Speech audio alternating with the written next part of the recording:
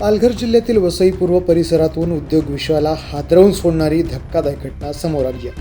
कंपनीवरील संपूर्ण ताबा आणि तब्बल 32 कोटी रुपयांच्या आर्थिक फायद्यासाठी उद्योगपतीवर जीवघेणा हल्ला करण्यात आल्याचा मोठा खुलासा वालीव पोलिसांनी केला.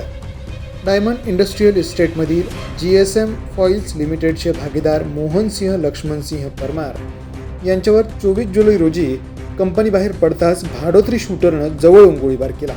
दुसरी गोळी न सुटल्यानं आरोपींनी पिस्तुलाच्या बटाने त्यांच्या डोक्यावर वार करत घटनास्थळावरून पलायन केलं. या हल्ल्यात गंभीर जखमी झालेल्या मोहनसिंह परमार यांच्यावर रुग्णालयात शस्त्रक्रिया करण्यात आली असून त्यांची प्रकृती सध्या स्थिर असल्याची माहिती समोर आली. दरम्यान या प्रकरणाचा तपास करताना वालीव पोलिसांनी मोठा खुलासा केला आहे. पोलिसांच्या माहितीनुसार सागर गिरीश भानुशाली आणि मोहनसिंह परमार हे दोघेही कंपनीचे भागीदार होते.